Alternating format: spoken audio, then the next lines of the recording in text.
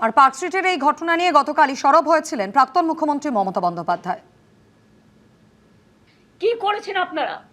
একটা ছোট্ট দুধের শিশু, তার মা গরিব হতে পারে, গরিব হওয়া কারো অপরাধ নয়। দরিদ্র হয়ে কেউ জন্মায় না।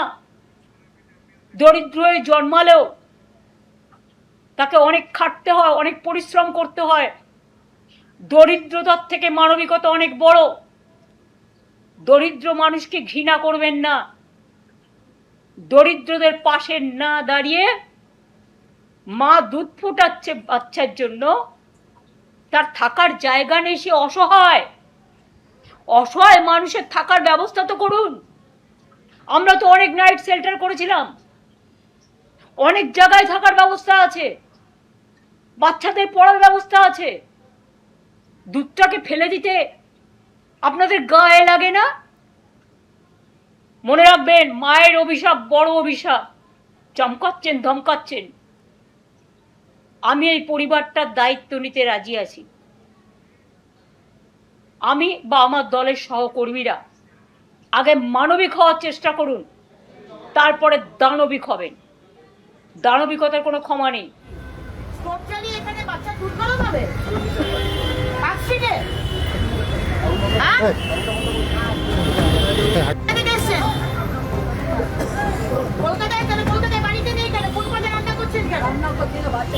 কেন এখানে দুধ গরম করে ফুটপাতের মধ্যে বাচ্চা দুধ গরম হবে?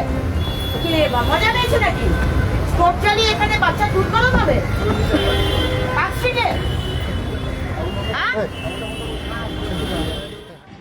ফ্রিস্কো স্ট্রিটের মতো একটা বিজি রাস্তা, সমানে যেখানে গাড়ি যাচ্ছে, দুপুর 2টোর সময় রাস্তার পাশেই খুব উঁচু ফুটপাত নয়, রাস্তার সাথে অলমোস্ট একই লেভেলের একটা ফুটপাত, হয়তো 10 ইঞ্চি উঁচু, একটা 6 মাসের বাচ্চা হামাগুড়ি দিচ্ছে।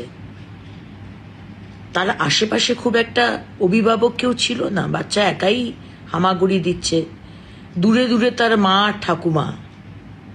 আর যদি অ্যাক্সিডেন্ট হয়, কে দায় নেবে? মাননীয় মুখ্যমন্ত্রী, না আপনারা, না সরকার? আজকে ওই ফুটপাতের মধ্যে কেরোসিন স্টোভে 1 গামলা দুধ জাল দেওয়া হচ্ছে। 1 গামলা দুধ ওই 6 মাসের বাচ্চা খাবে? আর স্টোভে আগুন জ্বালিয়ে যে রাস্তা দিয়ে, যে ফুটপাত দিয়ে অনবরত লোক যাচ্ছে, ছোট বাচ্চারা স্কুল থেকে যাচ্ছে, যে কোনো সময় অ্যাক্সিডেন্ট হবে। আর যদি অ্যাক্সিডেন্ট হয়, কে দায় নেবে? ইউডিএমএ দপ্তর, নগর উন্নয়ন দপ্তর, পুলিশ, সরকার, না আপনারা? আজকে মানবিকতার কথা বলা হয়েছে। আমরা মানবিক, আপনাদের থেকে মানবিকতা শিখতে হবে না। এবিপি আনন্দ, এগিয়ে থাকে, এগিয়ে রাখে।